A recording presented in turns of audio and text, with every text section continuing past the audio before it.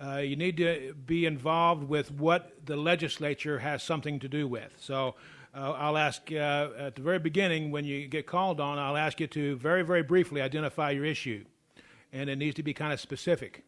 An example would be to name a specific bill that you're either opposed to or in support of. That would be one way to do that. We did have some folks that wanted the same issue to be heard several times by several different people. And we did chat about that, and I don't know how many of those folks are in the room, but we decided not to do that because that would allow one organization that was organized to basically dominate this entire event. And our goal is to have as many different issues as possible. And so what we will wind up doing is, we tried this once before, and we'll try it again to see if this works, is whenever we have a position, as you state a position, you're either for something or against something, whatever that is, we will offer the floor to somebody that has an opposing position to that. So if you accept to speak to the opposing position, that's your turn. So you won't get that's not a free turn. So you can't feel like you're going to be able to speak up and oppose every single issue and get away with presenting a whole new issue as well. But we will offer essentially a pro and con opportunity for folks.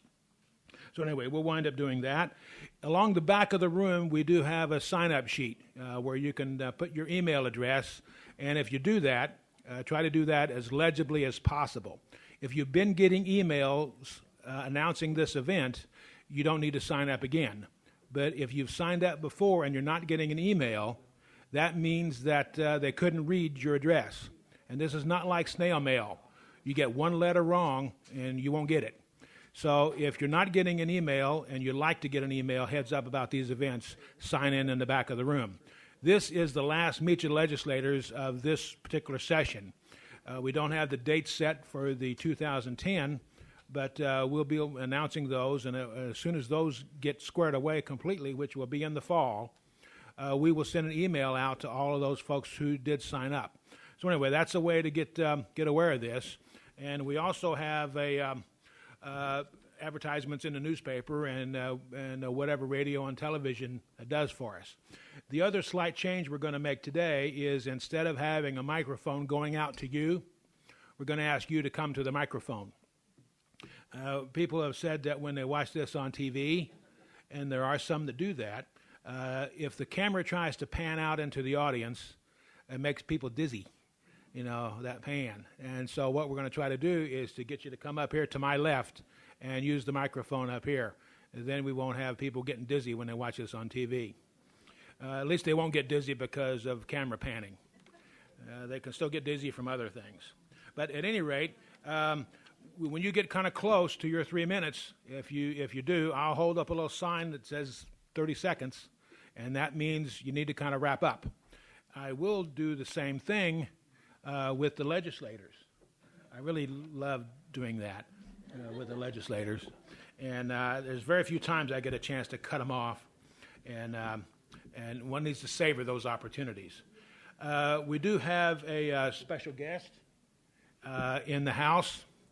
In the room, I should say, no longer in the house, but she will be introduced by Senator Becker. We have a special guest here, former Representative Mary Kay Budak. Raise your hand, Mary Kay. Say hello. She's from LaPorte, Indiana, and Mary Kay was my roommate in the legislature for 24 years, and she hails from LaPorte. And so she retired in 2006 and served in the legislature 26 years. And so we're glad to have her in Evansville. I ordered perfect weather for her visit. She got down here yesterday, so we're glad to have her. Any weather that we have down here is always much better than the weather they have in LaPorte. So just in case you want to know that. I consider everything north of the Patoka River a frozen wasteland. But welcome to Sunshine, and we're also the center of the known universe, which you may not have been aware of that. But welcome. At any rate, we'll go ahead and get started. I forgot which side of the room I started on 4 weeks ago, and hopefully you did too. This time we're going to start on this side. So if someone here has an issue they want to bring up, all you need to do is raise your hand, Whoa, yes, I see the first hand. Please step up to the microphone this time. And as you're moving up to the microphone, what I ask you to do is state your name. If you have an organizational affiliation, you can mention that if you like, but then very briefly state your issue before you get into the meat of your issue. My name is LaVon Miller, and I'm representing the Evansville Teachers Association, and my concern is House Bill 1001. And that's just the bill that changes a policy. We've been working under the assumption that this was going to continue allowing the school corporation to take money from the capital projects fund, and it was 3.5%, and originally there was a House bill that was going to increase that to 5.5%, and we were thrilled to death about that because that way we can take insurance money, insurance costs and utilities costs out of capital projects. But then this new bill is taking all that away. So we're going to have to, if this was to pass, we would have to use only general funds to pay for all these things. And it would cost us eventually about $9.3 million out of salaries and all those things that come out of general fund, which would mean layoffs eventually. And there's too many of those going on around the state, and I think right now there are only a handful of people who have been pink slipped, but they will probably get their jobs back, and we don't want that to happen for them. So that's my issue. Anybody can discuss that. Well, so specifically you're talking about the 101's negative effect on teachers. Negative effect on school corporations. On school yes. corporations. Mm-hmm. Okay. Before we have legislative response, is there somebody in opposition to that position? I don't see any hands. So legislative response, first is Senator Dyke. Thank you. Thank you. There you go. You hear me? Yeah. Okay. First of all, thank you, and I think school districts ought to have flexibility in using that CPF fund for utilities and insurance and so forth. I was talking to one of my superintendents, John Wood from North Posey Schools. I think last year they used about $300,000 out of that CPF fund for utility bills. So it will be very detrimental if we eliminate that. And I think what you'll see is in the next week and a half during conference committees, I think you'll see that reversed.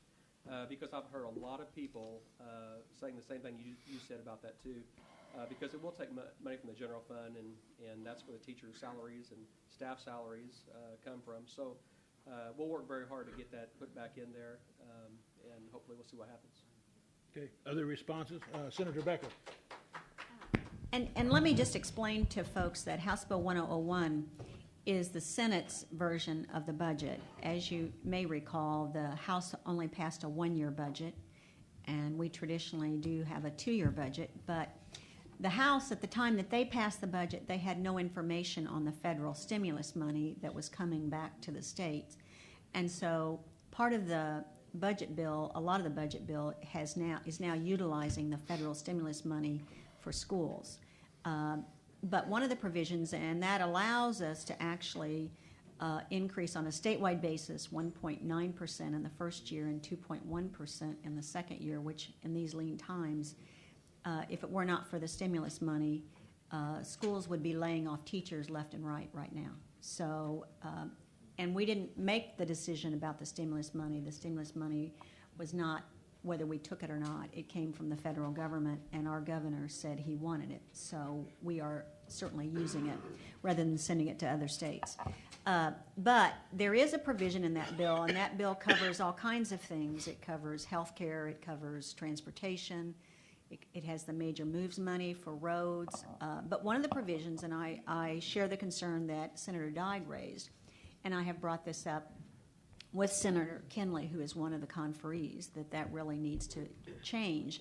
Because what it does is, as a result, we actually give an increase as a result of the stimulus funds, but when you look at that provision that LaVon was speaking about, that cuts the increase to Evansville-Vandenberg schools in half.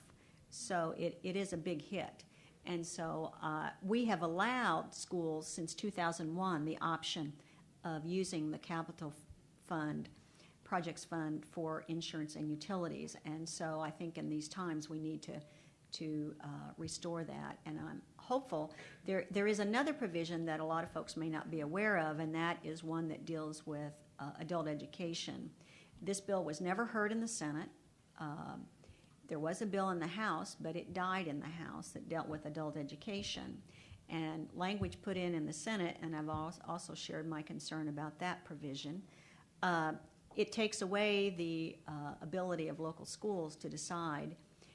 Right now, a lot of the local schools provide adult education programs, and this would give all the power to the new superintendent of public instruction to decide where he wants that money to be spent and used in what way as far as contracting. And so I have a big concern because that too would take a lot of money away from schools throughout the state that right now utilize that money. But there are also a lot of good things in that bill. In fact, we keep the choice funding for home health care so that the elderly and disabled can remain in their homes as long as possible, and that funding is flatlined. The governor's budget originally called for cutting that by $4 million over 2 years. And what that program does is it prevents institutional care, prevents people from having to go to nursing homes early, the choice funds. And so it's home health care. And so we already know statistically that if someone has home health care in their home, it costs about $7,200 a year. If they're forced into a nursing home, that's $50,000 a year. So it's really would be penny wise and pound foolish to cut those funds, because we would end up with more people in nursing homes at a higher cost to the state. So that we were able in the Senate to keep that where it is currently. It's flatlined, but at least we're not cutting it. So there are a lot of good provisions. I don't agree with that. There's many issues I don't agree with, but unfortunately when you have a bill that has the state's budget for 2 years, you're not going to like everything in it. And so hopefully we can resolve some of those differences in conference committee. Okay. Thank you. Next is Representative Rican, then Avery. I just wanted to add that I was made aware of this, I think we all were, by Dan Hartz, and that's probably one of the great things about this cooperation and communication between the local interest groups and talking to us in Indianapolis. It's really, really important. And the other thing that I would mention is that it seemed to me that if we were taking away this money out of this opportunity on one hand, but we said we were going to give them 1.9 increase, it sort of seemed like it really wasn't an increase at all. So I absolutely do support this reverting back to the original plan so that we can have that money. Thank you. Next is Representative Avery, then Representative Crouch. Thank you, Jim. And thank you for being here and presenting this issue. This, of course, is something that was put in the Senate. The House is innocent at this point. But what happens is we passed the House version of the budget, and the Senate then modified our budget by a series of amendments, and now it goes into a conference committee. And I have a sheet in the back that explains the conference committee process in just a few words. It's very more complex than the explanation. But anyhow, it will be changed again. In fact, we will start with the House version of the budget, so the Senate version is off the table right now. We are right now in the process of negotiation. They've appointed a conference committee, and will be an advisory member of that conference committee. So we will have our first meeting, I think it's next Tuesday, and we will start with the House version of the budget for purpose of discussion. And Benita's quite correct that it is a one-year budget, but that's something that's also negotiable, and it's on the table, and I would suspect we'll end up with a 2-year budget. But for purpose of discussion, we're dealing with a 1-year budget right now, and that issue is not on the table right now, and it will only get on the table if Senate Republicans put it on the table, because they're not Benita, of course, but Senator Kenley. I think this is one of his proposals. But anyhow, we are in the process of discussing that issue in conference committee, and as I said, I don't think it's going to ever see the light of day because it's not on the table as a discussion item at this point. Thank you. Next, Representative Crouch. Thank you, Levon. And I support that. I would be very supportive of it, and I hope that it does survive the legislative process. It allows school corporations flexibility in paying those costs, utilities, and insurance that can spiral out of control without overall raising property taxes. So I would be very supportive of that. Thank you. Ditto. Ditto. Okay. There you go. Great comment. We'll move on to another issue. We're on this side of the room now. I see a lady right up here. Yes. Please come up to the microphone and state your name and organization if you like, but then real quick your issue, and then you can get into your issue. Okay. My name is Margie Toms, and I'm a member of the Second Amendment Patriot, but it has nothing really to do with that, why I'm here today.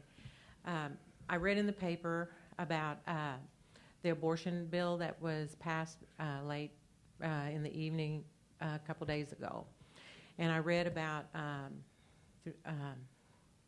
Gail Reekin's opposition to it. And I was very disappointed as a woman that the way she talked about it being a issue that she thought was more about the woman's body, because if she was concerned about a woman, if a woman, which I know a woman that died because of it, and I know several that had inverted uteruses after delivering a baby or whatever, and they hemorrhaged. And if they cannot be helped in the surgery because of that, that's very important, that if they hemorrhage, they need to have the doctor there to help them. And so I think that is a very good issue. And on the other side of it is the baby. And to me, a woman is a nurturer of a baby, and I just cannot understand why they think that it's okay just to get rid of the baby. I'm sorry, I'm very much support that bill. And I was very disappointed as a woman that you talk like that. Okay, so you're saying that your position is that you support Senate Bill 89. Number of that bill was Senate Bill 89. Is there anyone in the audience that has the opposing position? I saw one back in the back first. Yeah.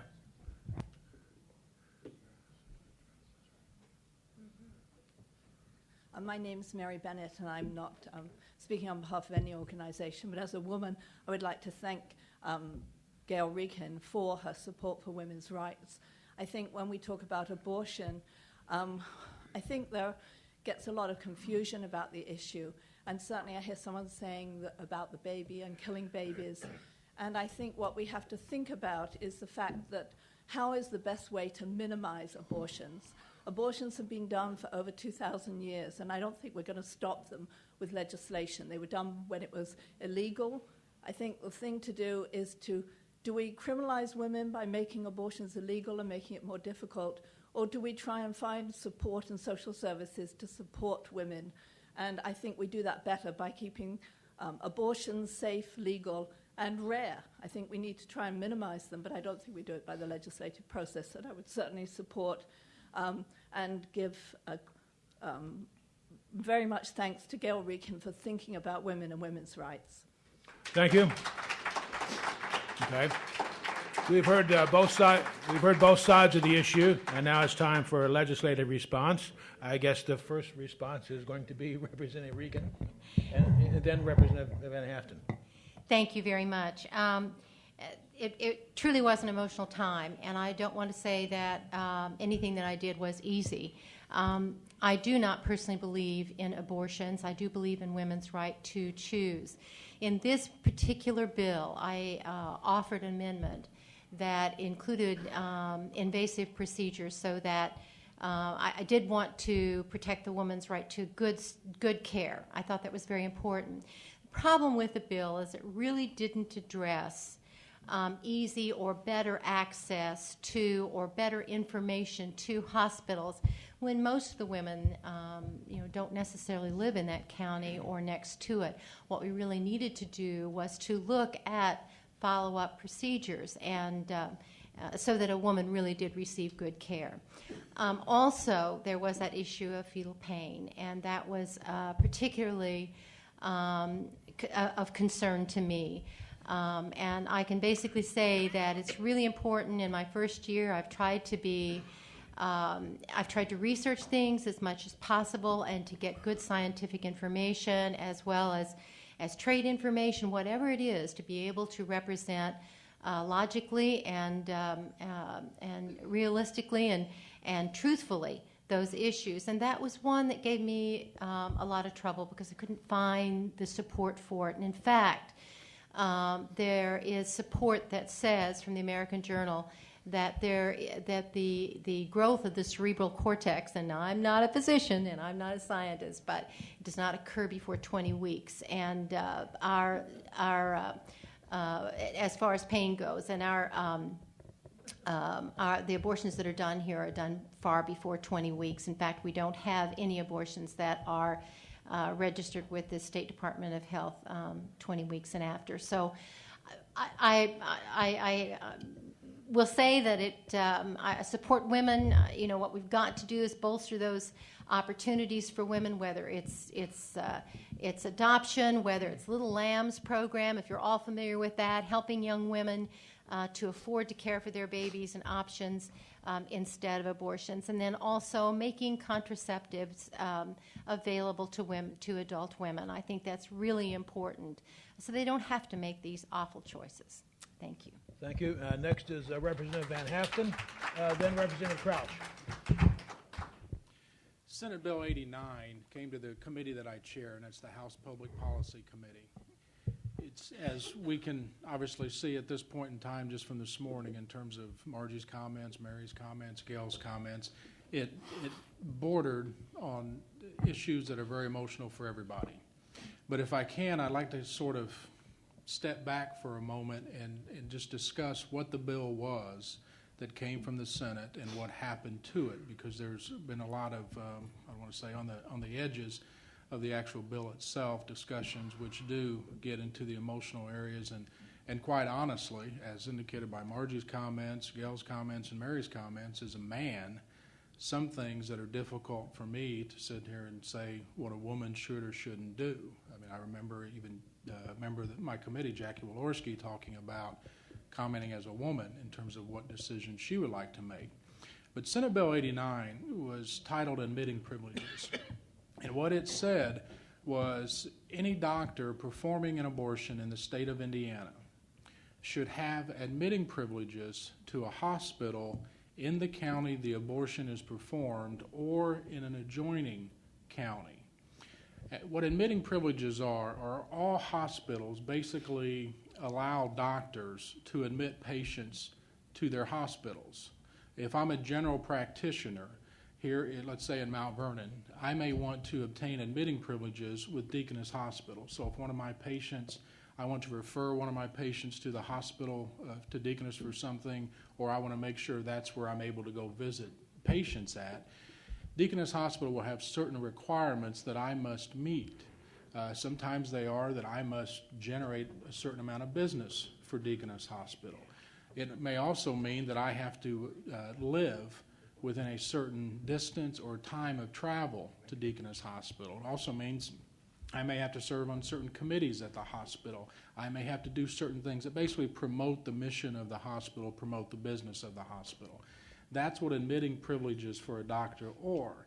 Now, what they also do is the admitting privileges means I'm going to be part of a peer review panel at that hospital. And I'm sorry, Jim, but I'm going to probably go beyond my time here just because I want to explain what all this means. You mean you get to be the first one I cut off? Yes, but I'll keep going. What the peer review process is at a hospital, if a fellow doctor sees that I am performing badly, if you come in for a broken ankle and I end up having surgery on your knee or ordering surgery on your knee, I can be ordered to go through the peer review process at that hospital, and I can be disciplined by the hospital. What I also learned is there is the Indiana State Medical Licensing Board, which is somewhat of an arm of the Attorney General's office. if a doctor, we could all make complaints about our doctor to the Indiana State Medical Licensing Board. And they have to basically do investigations, and if they find there is something that a doctor has done wrong, they can initiate proceedings to yank a doctor's medical license here in Indiana. Now, peer review, under admitting privileges, you cannot yank a license. But if you suspend a doctor's admitting privileges for 30 days or more, then those cases are referred to the Attorney General's office, to the Indiana State Medical Licensing Board. So one of the significance about admitting privileges, or arguments that were made about admitting privileges, is you kind of have an oversight, if you will, of that particular doctor. Where this issue has arisen is in northeastern Indiana. There's a doctor, I cannot remember if he's from South Bend or he's from Illinois, but he's licensed in Indiana, and he goes to 3 different areas in northeast Indiana and performs these procedures. There is concern in the Fort Wayne area because of a couple of women undergoing these procedures had complications and had to go to the emergency room and receive treatment for those complications. The concern was this doctor did not have admitting privileges, so the doctor treating at the emergency room said, I need to be able to reach back to that doctor if need be and find out what happened in that procedure. Now understand that any woman presenting themselves to an emergency room is going to get treatment. We had the hospital people there, and the questions were posed to them, do you turn someone away at the emergency room? And obviously they do not. If someone presents themselves, no matter what the complication is, they are going to be treated. So Senate Bill 89 in regards to the admitting privileges was presented not as either side of the issue, a pro-life or a pro-choice issue. It was presented as a patient safety.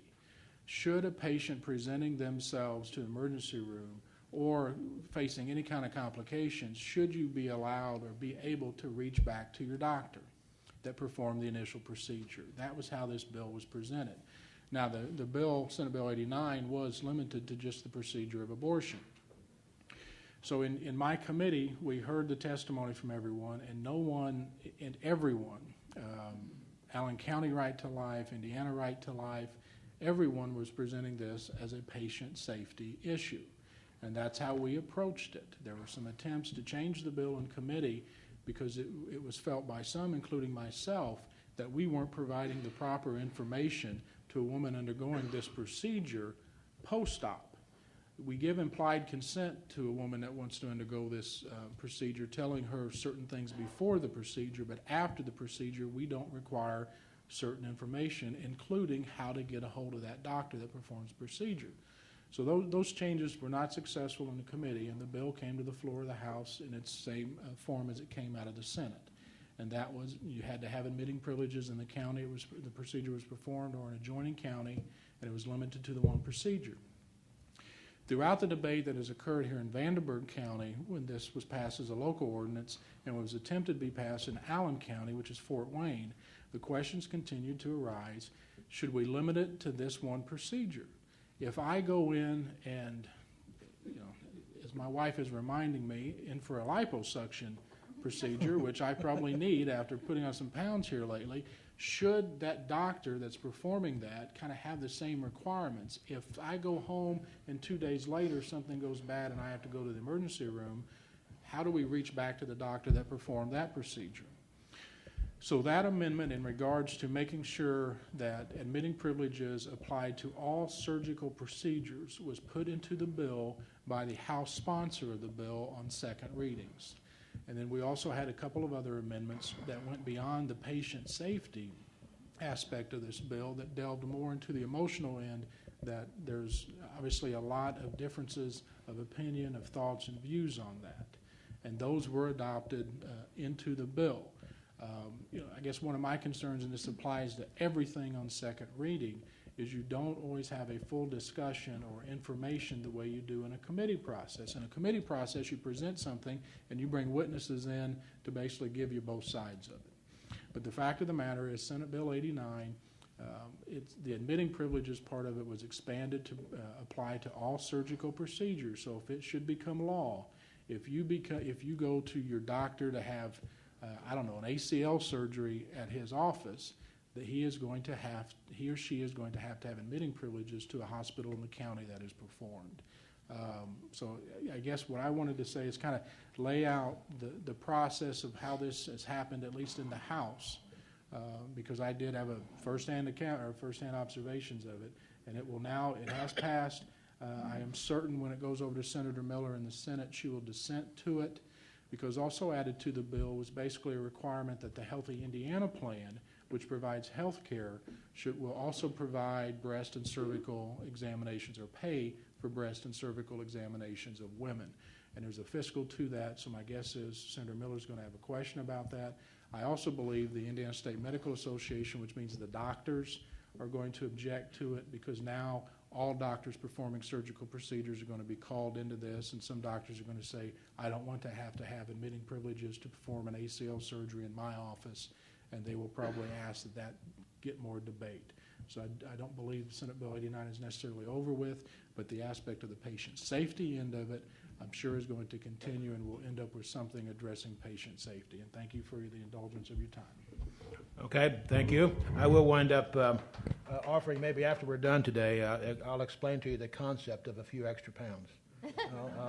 You need to be aware of what that really means. Next is Representative Crouch, then Representative Avery. Yes. Actually, Senate Bill 89 I did support. I thought it was a good bill. It addressed not only patient safety, as Representative Van Haften spoke to, but it dealt with the issue of whether a fetus might feel pain, that a woman is advised that a fetus might feel pain prior to having a procedure. And while there was much discussion about whether there hasn't been scientific proof to indicate that a fetus might feel pain, there isn't scientific proof that a fetus may not feel pain. It's a very, very serious decision by a woman. And information provided to a woman, all the information that can be provided to a woman, so that she realizes that her decision has some lasting impact and influence, is, to me, beneficial. So I supported it, and I was happy to support it, and hope that some fashion of it does become law. Thank you. Next is, no? Okay. Anybody else? Okay. We're okay. Brand new issue then. We are now on this side of the room again. I see a hand up right over here. Yes. Please step to the microphone. And please state your name and very briefly your issue, and then you can get into your issue. My name's Ann Shank from Evansville, and this is about light rail, possibility of light rail from Evansville to Chicago. I saw that in the paper this morning, and my husband and I are semi-regular Amtrak riders to Chicago, and right now we have to drive to Centralia to see our grandson in Chicago, and it would really be nice to have that service come right to us here. It would save us about 2 hours of time. And the last time I went was mid-spring break on Wednesday, and in the Centralia parking lot there were about 30 cars, and 2/3 of them were from Indiana. And a lot of the license plates were Posey and Vandenberg County. We've met people in the train station in Centralia that are from Newburgh, from Princeton, from a lot of areas here in southwestern Indiana. And it brings, when we go to Centralia, we buy food, we buy gas, and I just wonder if this is a strong possibility and what those of us who would take advantage of this could do to help spur it along. Thank you. Now, is there anybody first opposed to a light rail to Chicago? I don't see any hands, so we'll have responses from the legislators. Oh, I'm sorry. If you're opposed to it? Okay, if you're not opposed to it. I would like the lady to kind of give us the general location of Centralia on the way to Evansville. The location? Yes. Okay. Distance. Yeah, it's about 20 miles to the northwest of Mount Vernon, Illinois. So you can access it on Interstate 64, and then you take Highway 51 out of 64 past Mount Vernon north for about 10 miles. So it takes us about 2 hours to get there. Okay. Now we'll go into responses. The first is Representative Avery.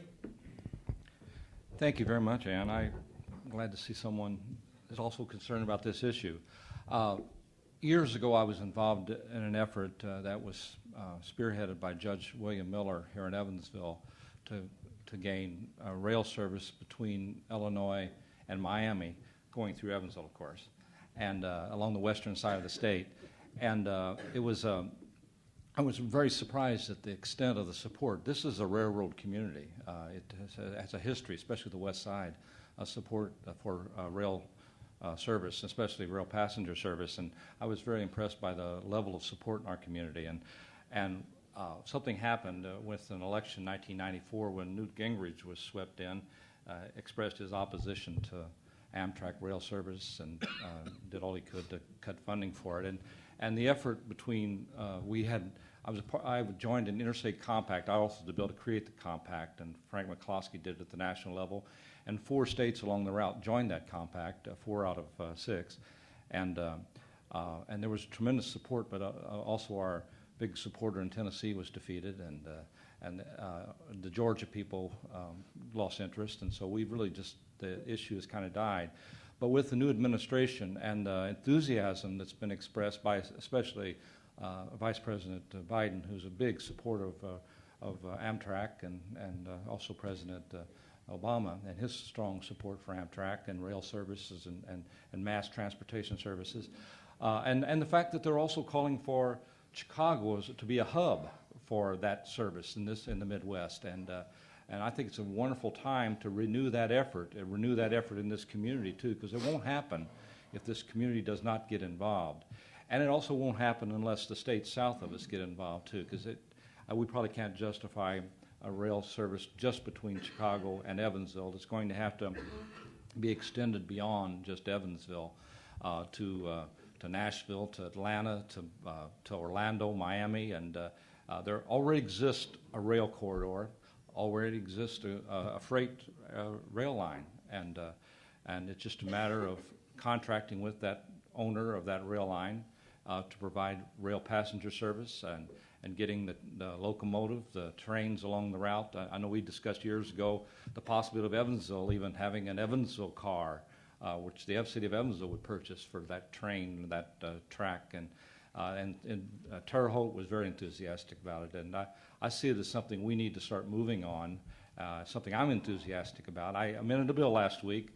The newspaper says I tossed an amendment into the bill, but I think this person must have been a former sports writer, because you don't amend bills by tossing amendments into them. You amend the bill, and I wish it were that easy. I'd amend every bill that way, but anyhow, we put $300,000 into the bill for a study to provide rail service between Evansville and Chicago. We can't obviously study Tennessee, but those states will need to join. We have a compact already, an interstate compact to provide rail passenger service between Chicago and Miami. We need to renew that effort and get the other states involved. And I'm excited, and it's something that will, I think, benefit this community and benefit the state of Indiana and benefit this nation. Thank you. I think the phrase you're looking for is not to toss an amendment in, but to sneak it in. I think that's how that works. Other responses from legislators? Senator Becker. There is a bill moving through the process. It came from the House. It was House Bill 1607, which deals with regional transportation districts. And in the Senate, that bill was amended so that it was a statewide bill. It is now only a Northern Indiana bill. So I hope that when that goes back, now that it's gone back to the House, that the House conferees, Senator Kinley amended that bill because he wasn't convinced that the entire state was ready to embrace, and this would require counties to work together. And it's an issue that deals with the South Shore rail line up in northern Indiana as well. And so it was amended to take out other parts of the state. I hope that it gets amended back in conference committee, and that might be a perfect area to put Representative Avery's amendment. I do think it's something we ought to look at, because I, too, was a little bit involved in the committee that he talked about years ago, and former Judge Miller was a strong advocate of that. And so I think in this day and age, with gasoline costs being what they are, and they're low right now, but I don't expect they're going to stay low indefinitely. I don't think anybody else does either, so I think we need to explore other options. And there is federal money right now to do that, so I think we ought to look into that because it would be beneficial to people that live in this area. Thank you. Other legislators? Could I add something? You want another turn? Just a short Okay. comment. Okay. Representative Becker's correct. That is the Regional Transportation District bill, but we amended another bill, the Senate bill, I believe it's 374, to create another regional transportation bill since we discovered what happened in the Senate, that they kind of emasculated that language. And so we amended, we created another regional transportation bill, plus it has $53 million in funding for NICD, Northern Indiana Transportation District, which includes the South Shore, and also Central, I think CINTI or something, they call it something, Central Indiana Transportation District, which provides rail service between Anderson and Indianapolis. It doesn't exist right now, but that's their goal. And that they receive $15 million, and then $3 million for Indigo, which is the Indianapolis bus system. They put $3 million in there for that too.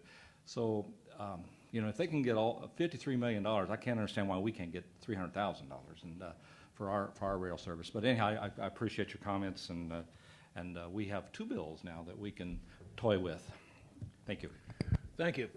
We'll move on to another issue. We're back on this side of the room. I see the gentleman here in like gray. Yeah, that's you. You've already started to move. Please come up to the microphone. Please state your name and briefly your issue, and then we can get into your issue. My name is Doug Gerton, and I would like to speak on the significance of the Tea Party events that were held over the last week and use three items before the General Assembly as my examples. And the first is, and I would like to commend Senator Becker in her support for Senate Resolution 62, which is about the responsibilities of states' rights. Let me read from the Senate resolution. Madam President, I offer the following resolution and move its adoption.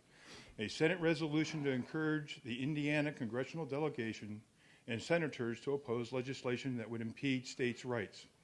Whereas the 111th United States Congress proposes action which purports to limit states' rights to properly enact protective abortion laws, validate provisions sought to promote the welfare and safety of its citizens, and determine issues deemed a compelling state interest. Whereas the proposed federal action would invalidate any statute, ordinance, regulation, administrative order, decision, policy, practice, or other action of any federal, state, or local government or governmental official that would interfere with a woman's right to choose abortion.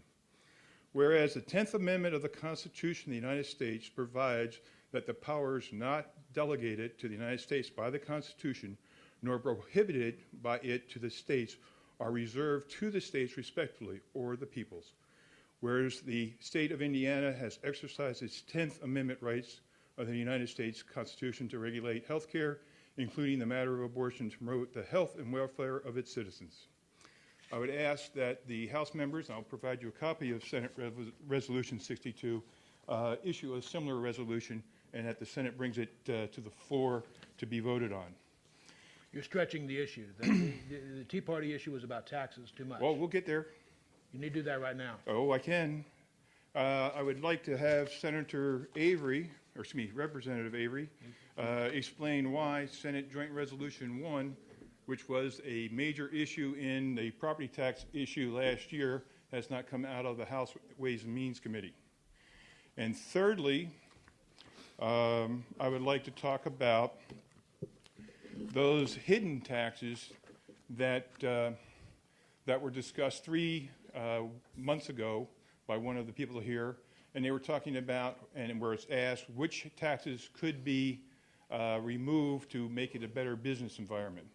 And one of those is House Bill 1382, which is a feel-good bill. Everybody should be in support of helping people with cancer get their best care. The problem is that this will increase the cost of health care throughout the state to our businesses, which makes this less competitive. It's a hidden tax. You need to finish your sentence. Your time's up. I will. And I would ask that both houses, the General Assembly, looks at not raising taxes, not making Indiana less competitive. Okay. You really touched base on more than one issue. So you've kind of you've massaged the system. Thank you. It was all part of what the tax day demonstrations for the Tea Party was about, is that we need to follow the Constitution of the United States and the state of Indiana. Okay. Are there opposing viewpoints? Go ahead.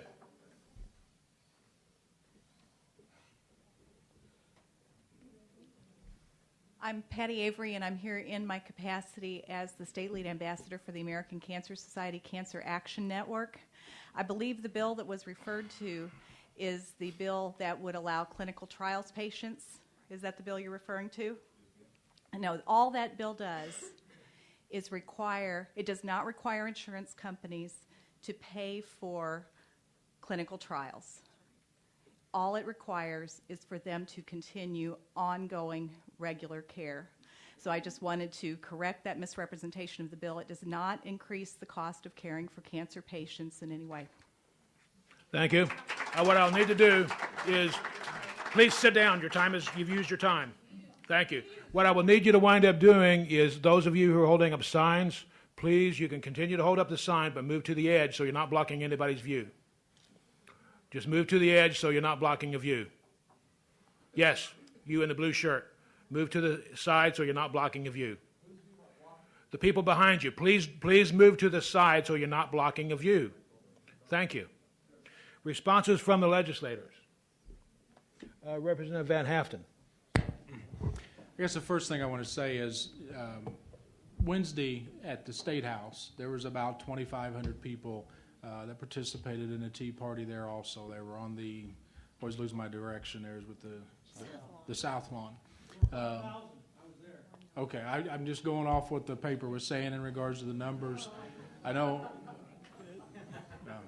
I didn't have the time to sit there and count them, obviously, but I was impressed in terms of how many people were there.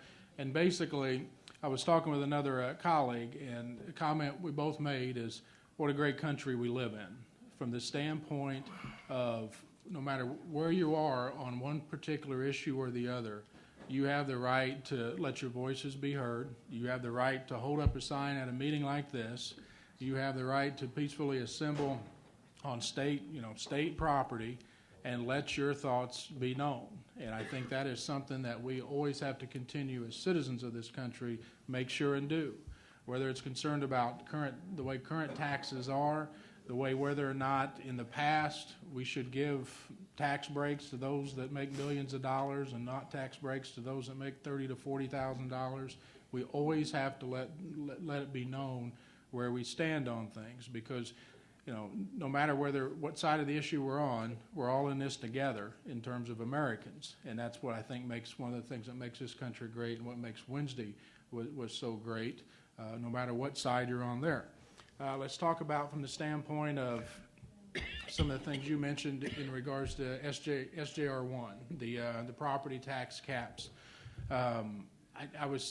I may be mistaken. I was thinking that went to Rules Committee as opposed to Ways and Means, but regardless, it's not being heard this year. Senate Joint Resolution 1, as folks probably know, we passed in statute property tax caps for homesteads, for rental land and farmland, and for business property.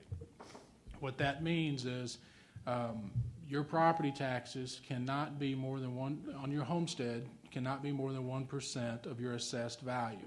If your property is assessed at $100,000, your property tax is not supposed to be more than $1,000. If your farmland is assessed at $100,000, your property taxes cannot be more than $2,000. And business property, if it's assessed at $100,000, your property taxes are not supposed to be more than $3,000. That's what the tax caps are.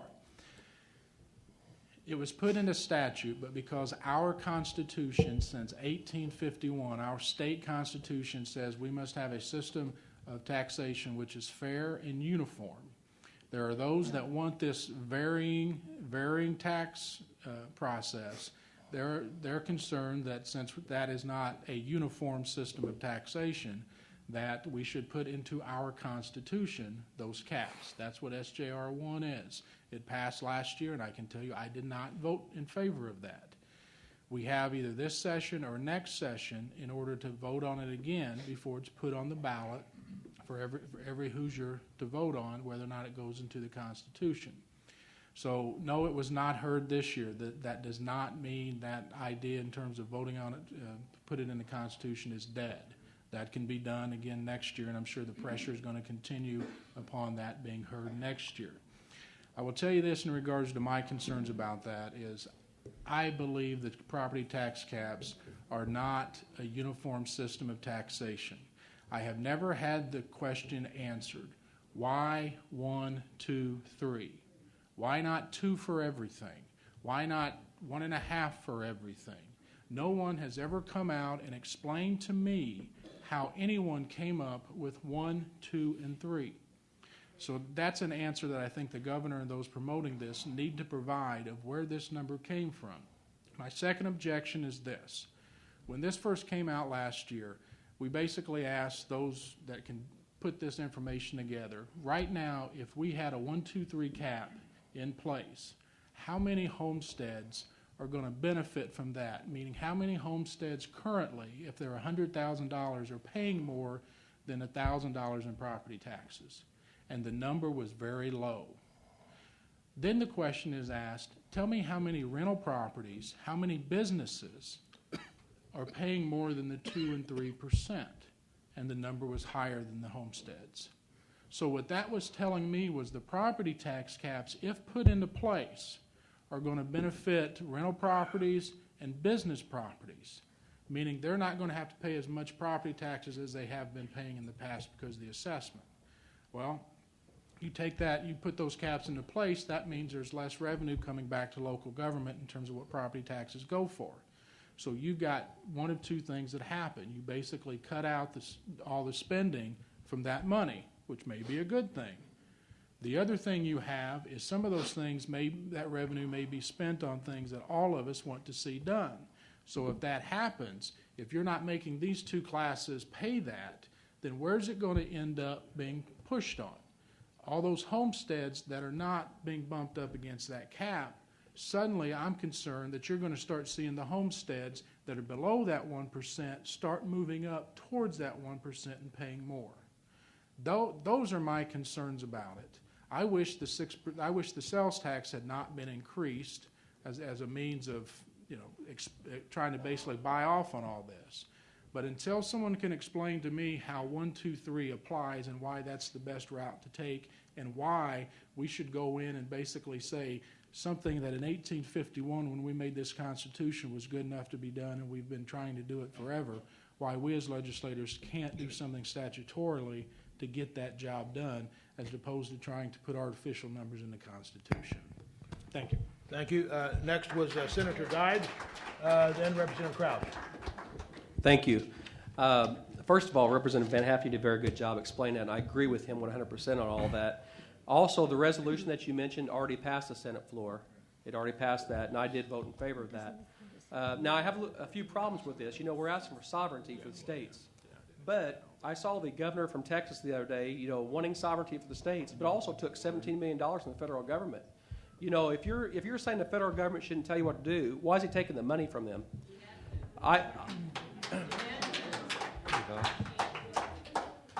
I have a little problem with. I think we had a drill in America or drill in Alaska resolution also, and I think everybody supported that in the Senate too. But right now we have 68 million acres in the United States that is leased and permitted by oil companies. They're not drilling there, and the reason they're not drilling there is simple. It's money. It's money. Now, I will tell you one thing, sir. If we don't want the federal government telling us what to do, why are we trying to tell the federal government what we want them to do? Please, well, if we want to have a civil discussion, we need to have a civil discussion. I have a small Please problem. do not yell out. I have a small problem with some of these state governors wanting to take money, but then wanting to tell the government what to do. So If they're willing to take the money, they have to put up with some of the purse strings, what the strings attached are. Now, I will say I have to credit Governor Daniels for taking federal stimulus money. It's going to go toward federal or education. It's going to go to road projects.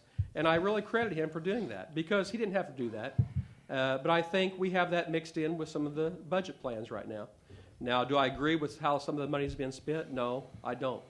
There's always options for the federal money. But as a whole, I credit Governor Daniels for taking that money. So I appreciate that. Thank you. Next is Representative Crouch, then Representative Avery. Yes. Representative Regan. Thank you. I'd like to address the Senate Joint Resolution 1, which would allow the public to have a voice in voting on whether they want 1, 2, 3 caps, property tax caps. And when we wait at the state, there's 3 issues. One, we can wait forever. And the longer you wait, the less likely things are to happen. Secondly, the thing that bothers me a lot about the process that we have in Indianapolis, and I suspect to a certain extent it goes, to a large extent it goes on to the federal government, is decisions are made by not that many people. Very few people decide what's going to be done. And that bothers me and concerns me because all this resolution does, it doesn't say we're going to have 1, 2, 3. All it does is allow the voters to weigh in and have a voice on whether they believe that that's what should happen. And I expect there'll be a lot of public discussion about whether that is beneficial or not if we ever get to that point in time. Thank you. Thank you. Representative Avery is next, then Representative Regan. Thank you very much. I've been coming to meet your legislative programs for 35 years, and I think they're wonderful programs. I really enjoy them. And this year is the first year in all those years that there's been a lack of courtesy. People are rude to one another. They're rude to the public officials, and I think it has a lot to do with the anger that exists throughout this country, and that's unfortunate because we got really the most difficult time facing us right now, and we need to be working together and not yelling at one another. I attended the Tea Party in Indianapolis. I watched it from the State House, and it was a very interesting rally. They had the variety of signs that we see here today, a tremendous variety of issues that people are concerned about, not just taxes. That seems to be what's discussed, but it was interesting.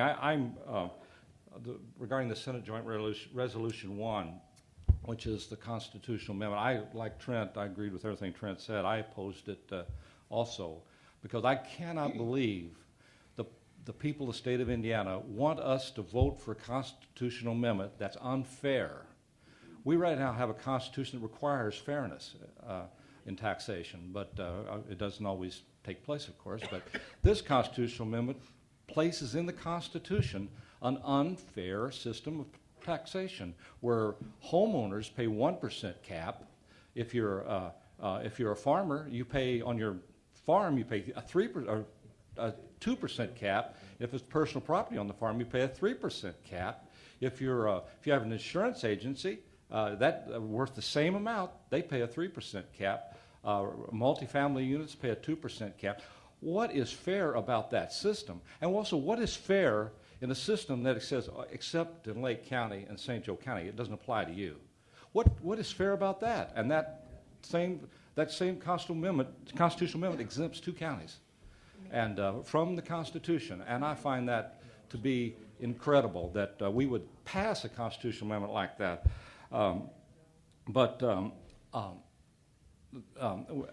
I wish that we were to go back to the drawing board. I support the law providing caps, and we've done so, but I don't see why we need to permanently place that in our Constitution. And the property tax is money that goes entirely to local government. The state of Indiana doesn't get a dime from the property tax. It goes entirely to local government to fund local services like public safety and other local services that you've all grown to expect, to make sure the ambulance arrives on time when you need the ambulance. So it's all local services that the property tax funds, and That's something I wish there were to be a real dialogue and not yelling at each other. We need to have a dialogue on what is fair and what we should be doing as a state.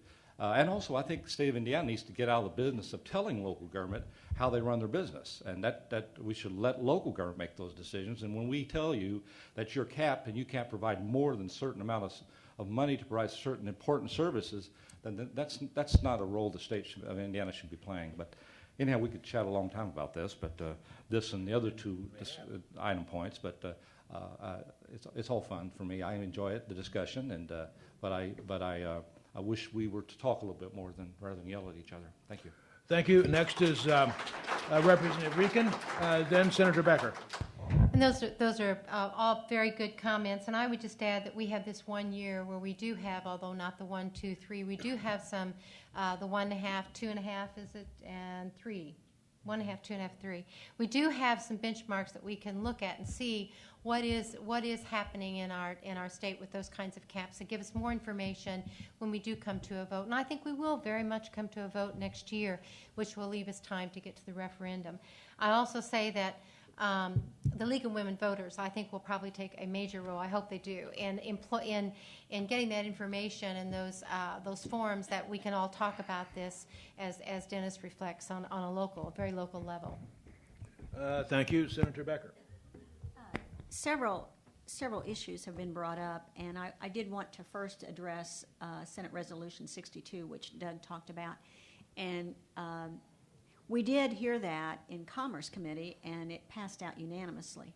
And it really is just reaffirming states' rights. I mean, that's basically what that resolution does. And I think some people originally thought maybe it was a slap at the current Washington administration, but it really wasn't. And we had debate and discussion in committee, and what started out being possibly a partisan issue turned into being a bipartisan issue with almost the entire committee, including Senator Dyke and myself, joining on that resolution. And because we do support states' rights, and we do think that we should have the ability to let Congress know what we think and what the citizens of our state have talked to us about. As far as 1382, one of the things I did want to say about that bill, and what Patty Avery said is correct. It just requires insurance companies to continue to provide the normal standard treatment if you have people that are in clinical trials. It does not require them to pay for the clinical trials. And we heard that bill in the Senate Health Committee, and the Chamber of Commerce is supportive, the insurance industry is supportive, because it is not a mandate on business. So I did want to clarify that from the information we have, because it's been uniformly supported in both houses, and will now go back to conference committee or where the House will concur on the changes that the Senate made. We also have another bill that has been passed. It was a bill that I authored, Senate Bill 554, which deals with expanding screenings for breast cancer and cervical cancer treatment. And what we currently have is 68 counties that have a federal approved providers to screen for breast cancer, but we have 32 counties in this state where there is no provider to screen for breast and cervical cancer. And the American Cancer Society, as well as the Susan Komen Foundation, are going to provide grants into these areas so that low-income women can be screened. And this is a very important bill, because what it does is, under a federal law passed in the year 2000, and I carried that original legislation that allowed the state to opt into that program, if these low-income women are screened at a federally certified provider, this then allows the state to treat them under this program, and the reimbursement from the federal government is 74% versus 64% under traditional Medicaid. And these women are currently already covered if they are screened, and they're eligible income-wise to go through regular Medicaid.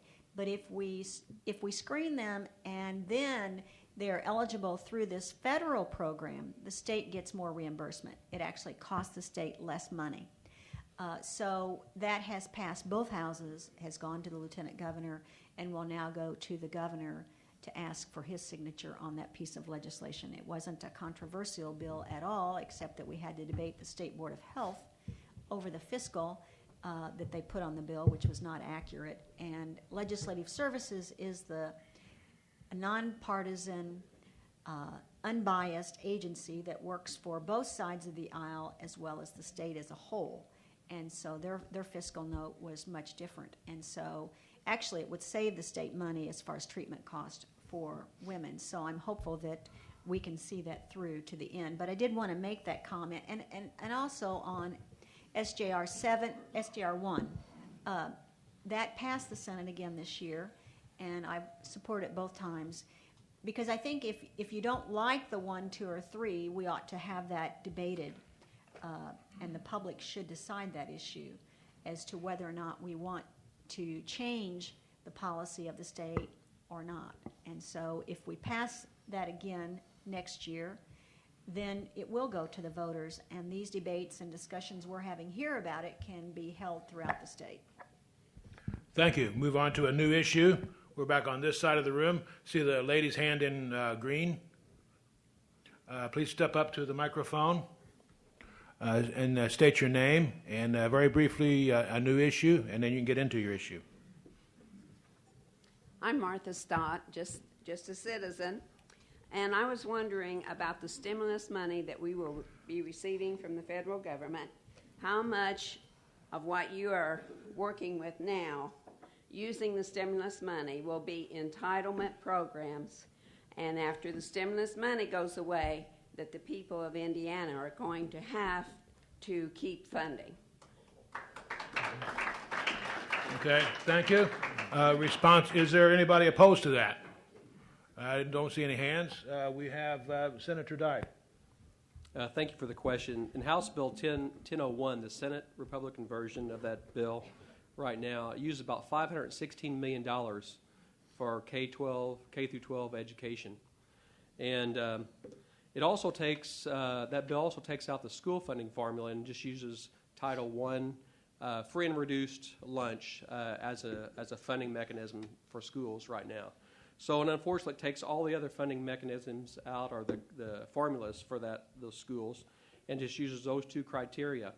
And then it's using federal monies, the $516 million federal monies, to fill in those missing amounts for a 2-year period. Now, unfortunately, what happens, I've got runs in all my school districts. What happens in most of my school districts, after 2 years, they lose a significant amount of money. For example, Mount Vernon schools, after 2011, will lose about $3 million. That's about 20% of their budget. So you can imagine losing about 20 to 25% of your budget after 2 years, and then what would you do? Who would make up the difference? Would you lay off teachers? What will happen? So that is a very big concern of mine, too, with the Senate budget as it is right now. I think we should be using the federal stimulus money, but not quite as much, and we should revert back to the old school funding formula to help these school districts. The way it is right now, and using the federal money, the growing school districts are going to be the big benefactor of those monies, even after they drop off in 2 years.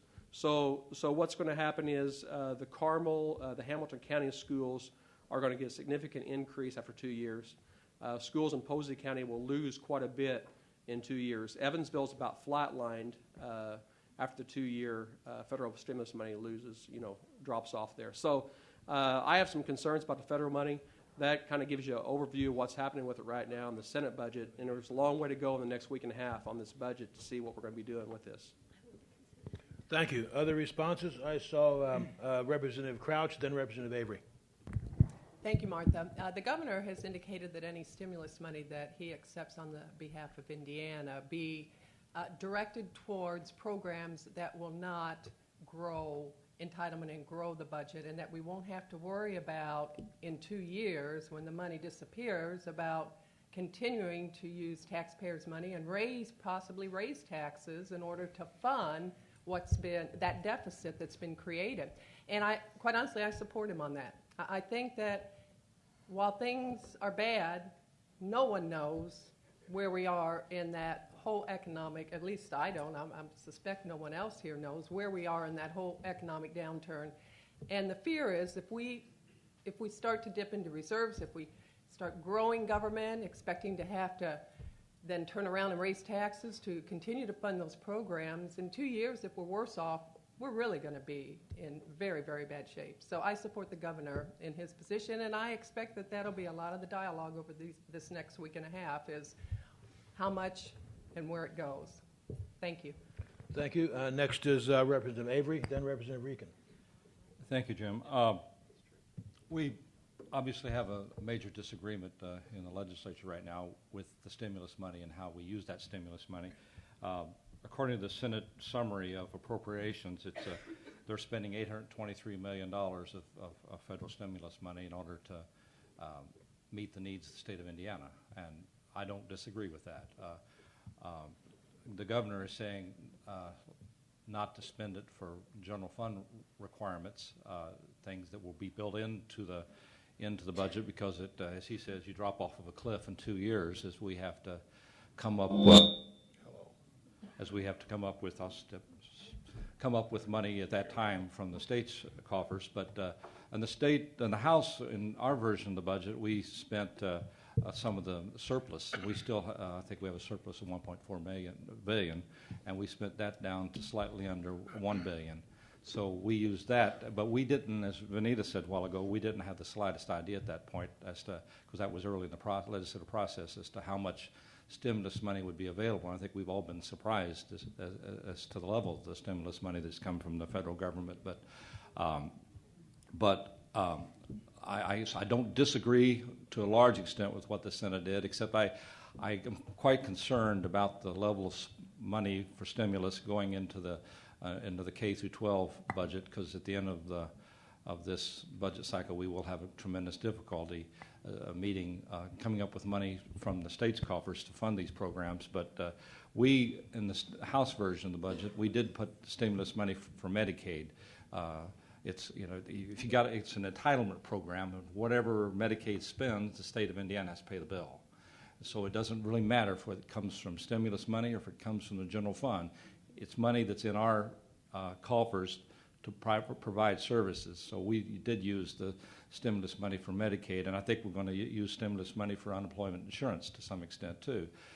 We have to, some areas will have to meet some compliance requirements to do that, but the governor has supported using stimulus money. It's just a matter of how do you use the stimulus money, and that's what we'll be discussing, as was previously said, for the next 2 weeks. But I think also it's a matter of, when the governor says we're going to drop off the cliff in 2 years, we can drop off the cliff in 2 years, or we can drop off the cliff this year, and that's the concern that I have. Thank you. Thank you. Representative Rican is next, then Senator Becker. Just a short comment, because I think that as Dennis, Representative Avery has talked about, it is truly about not growing government. Whatever we do is to keep the tabs on government. I always like the way the city of Evansville, and I see that, we did have one of the city councilmen here, but I always like the way he's there, the way the city of Evansville looked at the riverboat money. And that was not to grow, but to look at special projects and road projects, things that had a beginning and an end. And I think that particularly is the best use for the stimulus money. Thank you. Next is Senator Becker, then Representative Van Haften. Just a couple of things. Included in the stimulus money, there are dedicated funds that can only be used for certain things. And $1.3 billion can only be used for Medicaid. From the federal government. And so what that's doing is picking up the slack so that the state doesn't have to use as much of our state dollars for those expenses.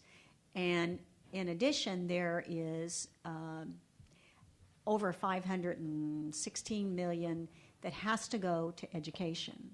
And there's a debate over whether or not it goes only to Title I schools, or do you try to spread it around. And let me just say that if it were not for that money, we would be laying off teachers left and right this year. Not next year, not 2 years from now, this year. So it is actually, whether you agree with it or not, It's actually providing support to prevent job layoffs in the state of Indiana, that we would have no choice. Schools would be cut this year, big time, because there would be no option.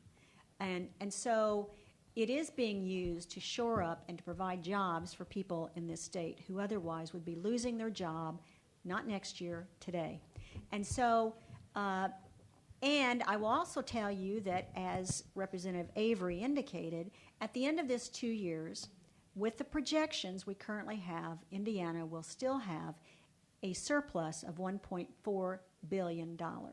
So we cannot predict the future. We can only deal with the future, and I think we have to be very cautious. And I agree that we should not put that money into things that increase the base of our budget. But when you have education, right now, if you just put that money where it appears to be targeted only to Title I schools, then your growing schools, such as Hamilton, even Warwick County, which is growing, they do pretty well under this formula. Your growing schools, meaning that students, you continue to increase the number of students, versus school corporations, as Senator Dyke's corporation, that is losing enrollment, but they still have fixed expenses as well. And so, but they're losing kids. And so it's always this age-old debate about how you do both, how you deal with schools that have fixed expenses, but they're losing students, and then you have corporations that have increasing enrollment, but they're not getting enough money to support that enrollment. It's kind of like USI, only it's on a local level. USI is one of the fastest growing universities in the state. They're always competing with IU and Purdue, which aren't growing, but they get a lot of money for research. And so it's never as fair and equitable as we'd like it to be for everybody, but these dollars are providing an opportunity to equalize the formula so that both schools that are growing as well as those with declining enrollment will not see huge cuts this year.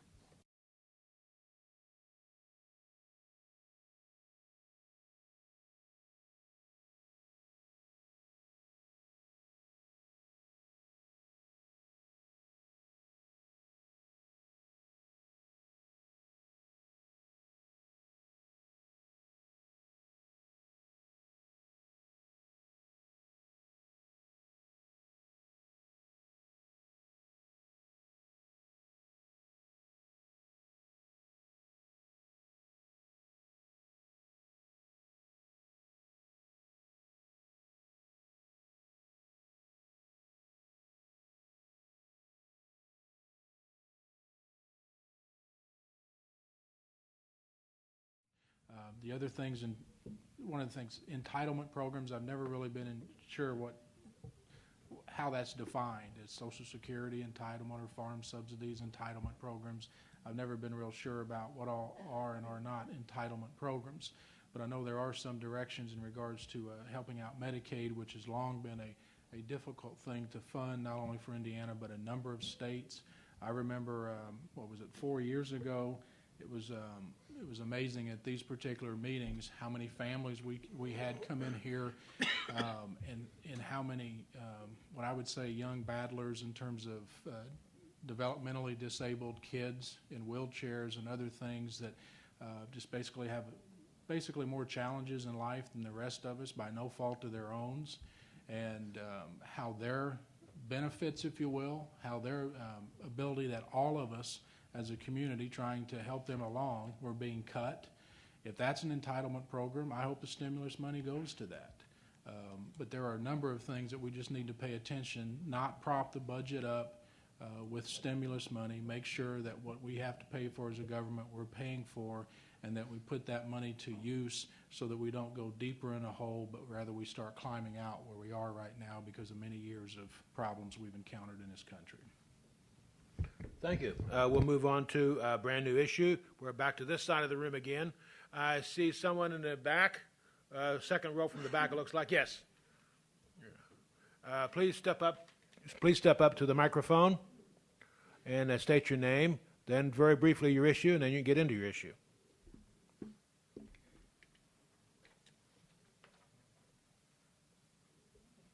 Hello, my name is Sherry Bard. I'm just a concerned parent about our education.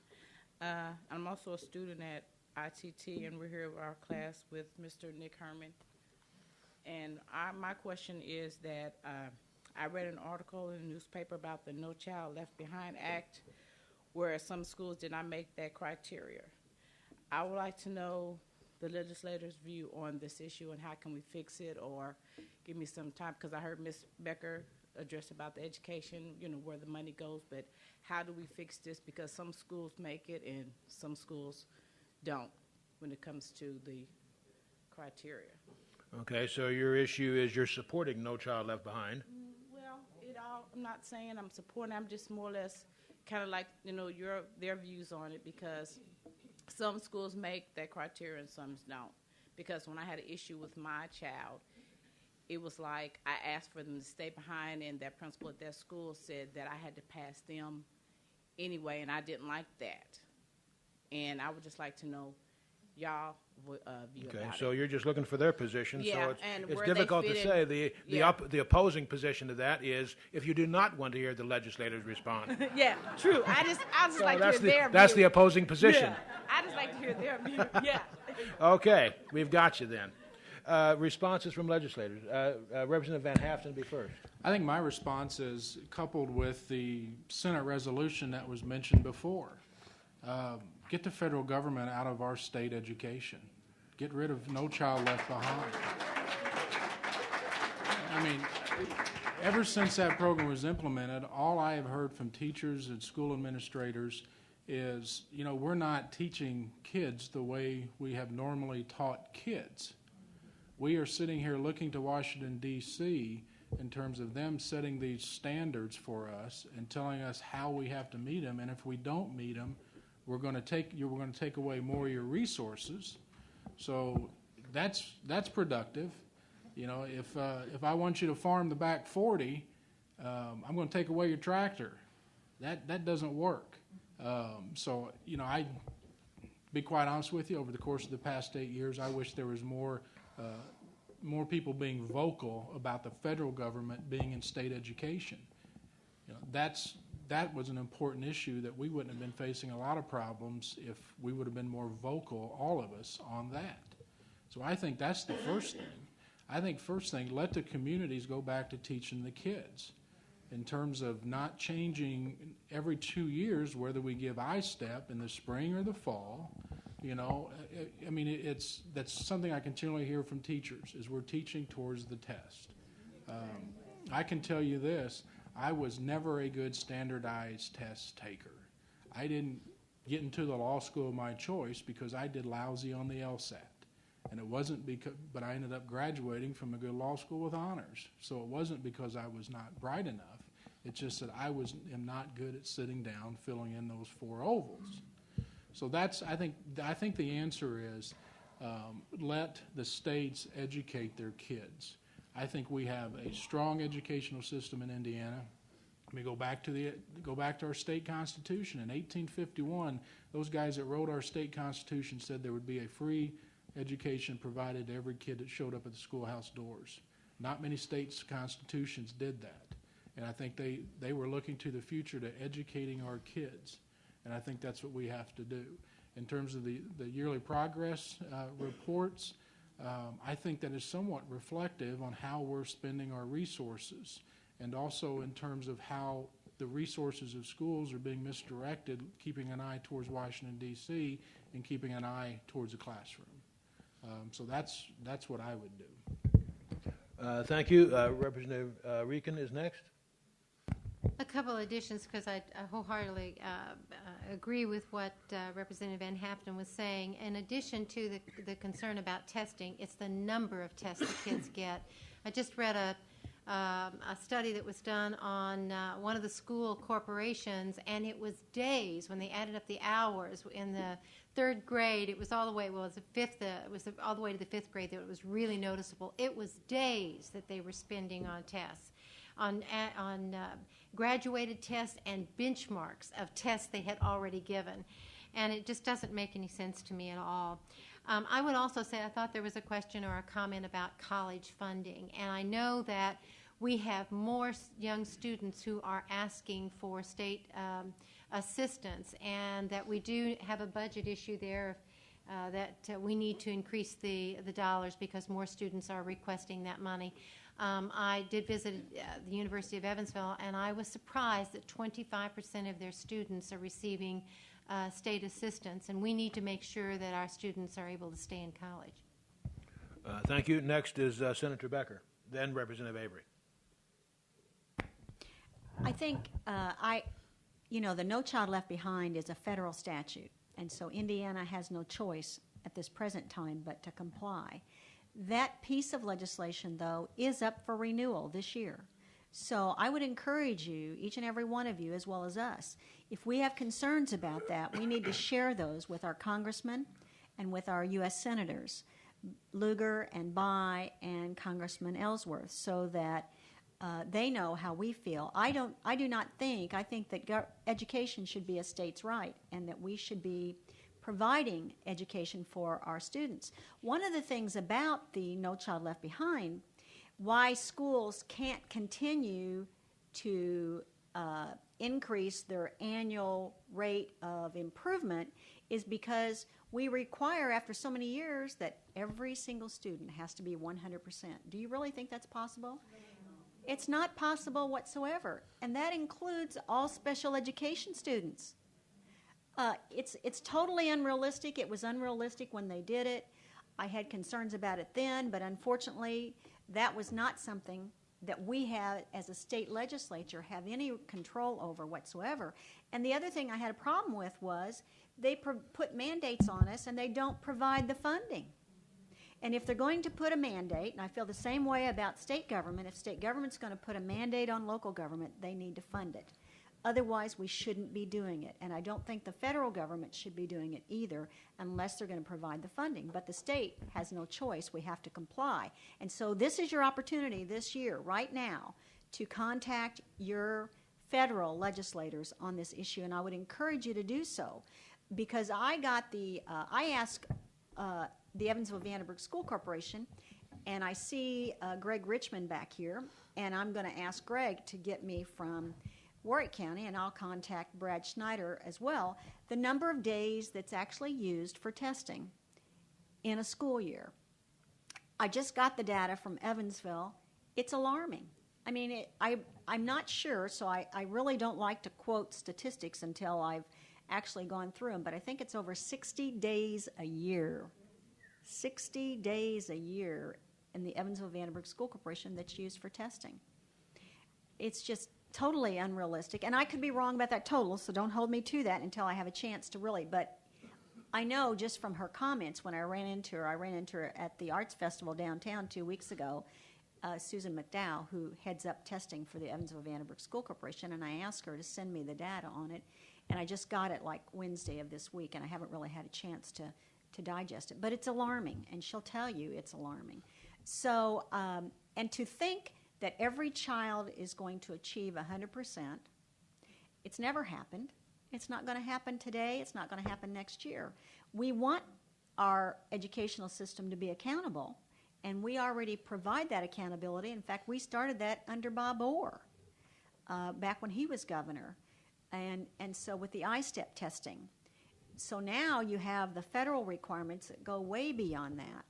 And so I think we should be encouraging kids to be taught at the local level with local decisions as well as local resources. And the other concern that I have is when Bob Orr started that program, as far as providing accountability, we provided funding for kids. We used it as a diagnostic tool to find out where kids needed help. We didn't use it as a stick to beat up on schools, to beat up on parents, and to beat up on kids. And that, unfortunately, is how it's being used now. And it should have been so that we provide remediation in those areas where our kids need help. And they have eliminated an awful lot of the funding for remediation. It's now it's being used for testing instead of providing the resources to help kids improve. Thank you. Next is Representative Avery. Thank you, Jim. The No Child Left Behind has probably been pretty well covered, but back to the issue of I-STEP, because that's something Indiana created itself, which is very comparable to No Child Left Behind, and I don't think it worked very well at all. I know Senator Server, when he served in the legislature, tried to eliminate I-STEP in the last several years that he served, and I agreed with him for the most part. I do think that some testing is a good idea for purposes of accountability, but we went way beyond that. I recall several times saying that, quoting an old agricultural saying, is you can weigh a pig every day, but it doesn't put any weight on the pig. And that's the same with testing. You can test kids every day, but it doesn't improve the quality of their education or what they get out of it. And that's not one I made up. That's Senator. I heard it first from a governor from Colorado said that. And I've liked it, but it's very true. And we test kids, as has previously been indicated by the other speakers here. And I don't think it's helped a great deal, other than taking money out of the classroom that could be used to provide education. And also, we don't trust our teachers to do a good job. So what do? We go behind their backs, or not behind their backs, but we test the kids to see if they're doing a good job. But I think for the most part, kids in Evansville are getting a good education. And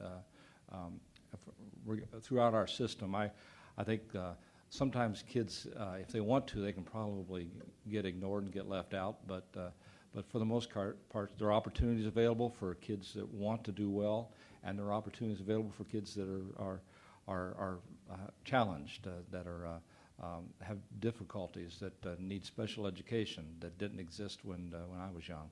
And but I do believe that we need to look at these issues of No Child Left Behind, and I concur with Vanita that I hope that people do participate in the dialogue at the national level on when it comes to restoring that language, that legislation. This was a big part of the Bush administration's educational package, was No Child Left Behind, and I think he left a lot of kids behind. Thank you. We'll move on to another issue. We're back on this side of the room again. I see the lady right up in here. Yes. Please step up to the microphone and state your name, very briefly your issue, and then you can get into your issue. Okay. My name's Ruth Bays, and I represent what the Homeland Security Department calls the right-wing extremist. I believe in God. I'm against abortion. I'm pro-Second Amendment. But your issue is? I'm telling you who I represent right now. That I have a right to do that.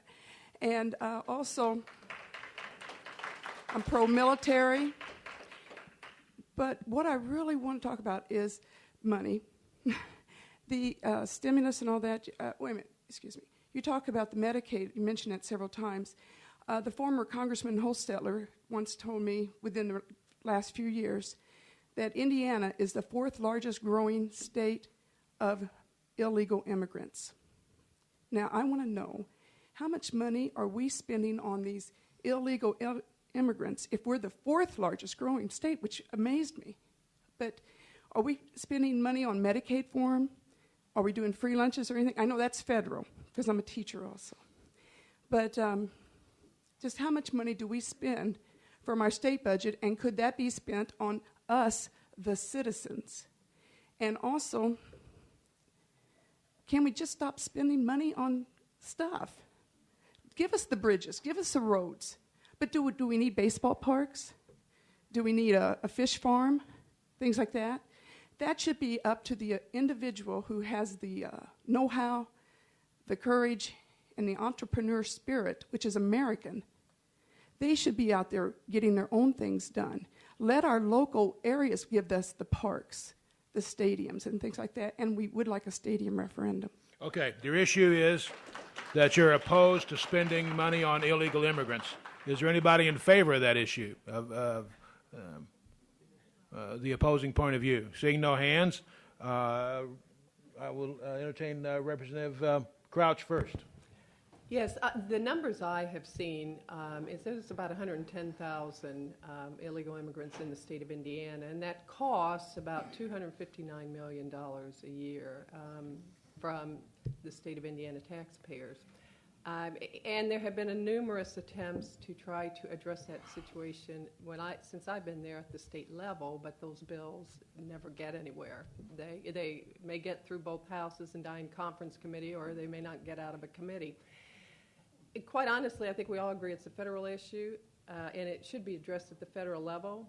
The problem with the states taking action is that individual action is that it doesn't totally address the problem. It just moves the problem from more restrictive states to less restrictive states.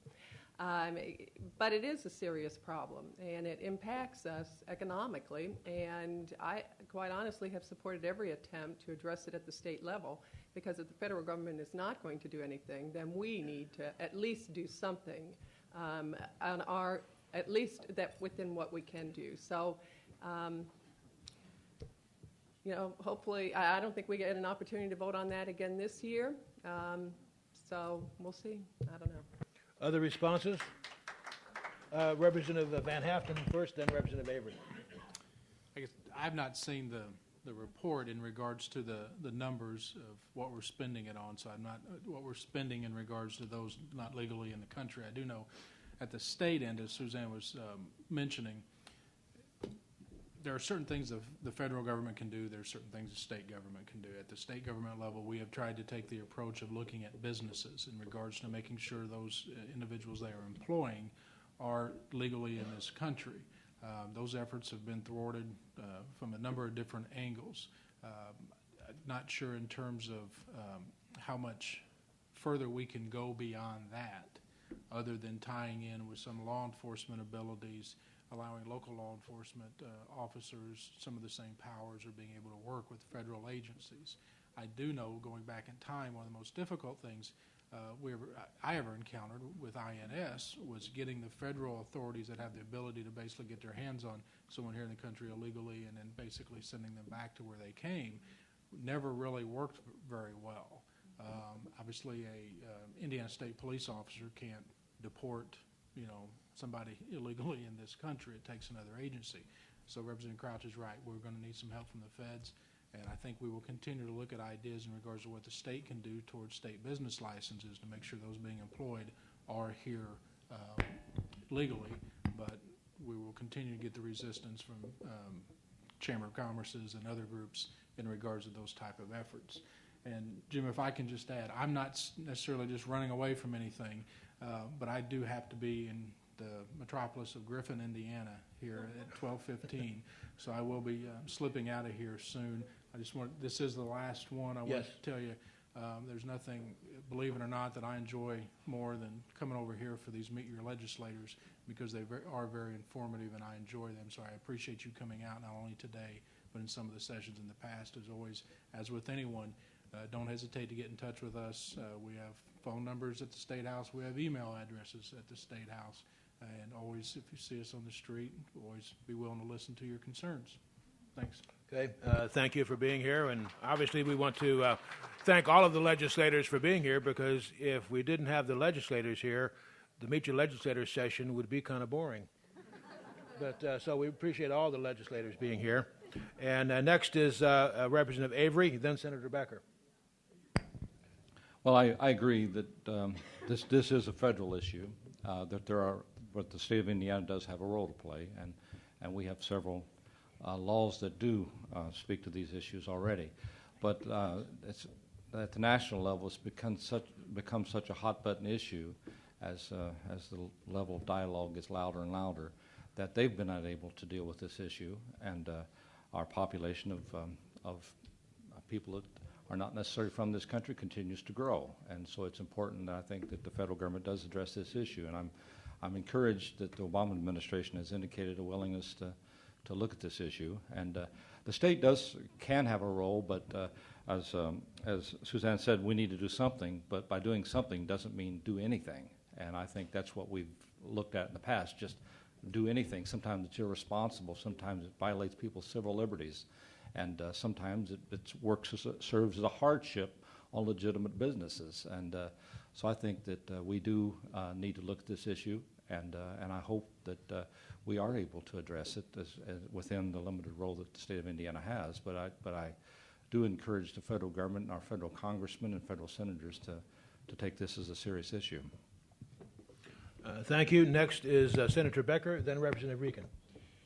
One of the things I did want to share with you is that the Senate for the past 2 years has had a bill on illegal immigration. It has passed the Senate twice the last 2 years. Last year it also passed the House. It went to conference committee. They could not reach consensus on the issue. The State Chamber of Commerce is very adamantly opposed to this piece of legislation because it does put requirements on businesses to ensure that they do not hire illegal immigrants. But, you know, I think that they should be responsible. They shouldn't be hiring illegal immigrants. But this year it passed the House. It did not get a hearing in the Senate. It is still eligible for conference committee, but when you have the State Chamber of Commerce opposed to something, it's extremely difficult to overcome that opposition. Very difficult. So for those of you that are small business owners, you might want to contact if you belong to the NFIB or if you belong to the State Chamber of Commerce or the local Chamber of Commerce, encourage them to support this issue or to look at it. One of the things that Representative Crouch talked about was the expense to the state. Anyone that walks into a hospital, into the emergency room that seeks treatment, they cannot turn them down whether they are illegal immigrants or not. They are required under federal law to treat those people. And so that's where we as a state do not always have control over the expenditures that are made by the state. We are dictated to by Congress, by the federal government, as to services that are available for people, and education is another one. So, you know, I do think it is an issue that the federal government has failed to address, which is why there's a discussion of it at the state level, and I think that discussion needs to continue. We need to help to address this issue. And I felt like Senator Delph's bill, which I supported 2 years in a row, Senator Mike Delph's bill was a very reasonable provision. There are some folks that didn't like it, as I said, the Chamber of Commerce, but I think we need to do what we can as a state to look at this issue and to provide some remedies for this issue as well. Thank you. Next. Oh, and somebody did bring up the referendum. I think, okay. Let's see, Ruth did. Yeah, Ruth mentioned that. I've asked, is there anyone here that thinks we should have a referendum on the stadium? Are there people here that think we should not have a referendum on the stadium? Well, the ayes have it overwhelming. And I think if you actually polled the public out there, they would say the same thing. But whether or not that's going to happen, I talked to the the Senate sponsor of House Bill 1604, which now has all kinds of things in it. It started off as a Fort Wayne bill, and then it was the Evansville language was added to it. Now we have a whole host of options, local options for Marion County only to pick up the shortfall in their capital improvement board for the Lucas Oil Stadium. But fortunately, the statewide alcohol tax is no longer in that bill. We are not going to support a new tax on alcohol on a statewide basis. And I think that is a result. That's just one example right there of how taxpayers make a difference by voicing their opposition to an issue that was killed very quickly in the Senate. Okay, thank you. But as far as a referendum, I have asked for that. Sorry, I got off on a tangent. Those pauses are getting It's those pauses. I'm sorry, Jim, but I think it is a valid issue, and I've tried. I talked with the Senate sponsor. He was not supportive of putting the referendum into that language. I just talked to the Senate, who I think will be a conferee on that issue. He said he's certainly willing to sit down and talk about it, so we'll see. And actually, Senator Dyke is also a sponsor, a conferee, so if you support a referendum, let him know. Okay, so I think I saw her turn the microphone off. Senator Dyke. Thank you, Jim. I just want to add to that. You know, I think we got off on a tangent there, but I just want to make a real quick comment about this state alcohol tax. And it was put in the Senate by a Senate Republican, Luke Kinley, and he found out very quickly that nobody supported that. So I think on one day he probably had thousands and thousands of emails and calls. So we got that all taken out. So right now, as it stands, it just involves Marion County on some car rental taxes, some parking increases for the Convention Bureau, also some alcohol taxes. I'm not for sure what else is in there. It's still in there for Marion County. Yeah, but just for Marion County. So it's unusual that we actually see Marion County get taxed on something to bail theirself out, and we can actually vote to make sure that nobody else in the rest of the state bails out Indianapolis. So, Okay. You done, or is that just a pause? I'm pausing. I'm done. Okay, thank you. We'll move on. I think we have time for one more issue. We're back on this side of the room again. We'll go right down here in the front. Please go to the microphone and state your name, briefly your issue, and then we get into your issue. Carol Davis. I'm concerned with the ombudsman bill for children, and I'm not real happy where it's going right now, but I hope it comes out of there. That's for children instead of for DCS. But I'm been for children's rights for many decades, and I don't know all of the narcissistic adult agendas, but we have been number one in the United States in child abuse deaths, and I've never seen anybody up there lobbying for kids after birth. And and here it is, April, Child Abuse Prevention Month, and we had the biggest gathering of Right to Life just a couple of days ago here in Evansville, and yet nobody has mentioned this about being number one in child abuse deaths in the United States. It really upsets me that we don't care about children after birth. And if everybody that was involved in all this today would call our legislators and get the ombudsman bill out that is for kids after they're being born, we might have a lot of prevention of abortions. Thank you. Thank you. Well, that's going to be interesting to find somebody with a position against kids. Seems like it sometimes. Responses from legislators. Representative Avery first, then Representative Rican. Well, the ombudsman bill that's alive, and I'm not sure as to what version it exists right now, is still alive, and it's the bill itself, I think, died, but they put it, I believe it's in the budget, actually. Someone, is that where it's at? But it was amended into the budget, and so the issue is alive. And as I said, I'm not exactly sure as to what, or whether you like that particular version or not, but there is an ombudsman bill that's live and kicking. And someone asked me a couple days ago, I'm carrying a bill dealing with the Department of Children's Services this year, makes a number of important changes. Some that, in fact, is one of the most significant bills dealing with DCS we've had in several years. And it's in conference committee, and someone asked if I would consider amending that bill into it if it got taken out of the budget. And I told him to get the language ready, but it'll have to be debated by the four conferees.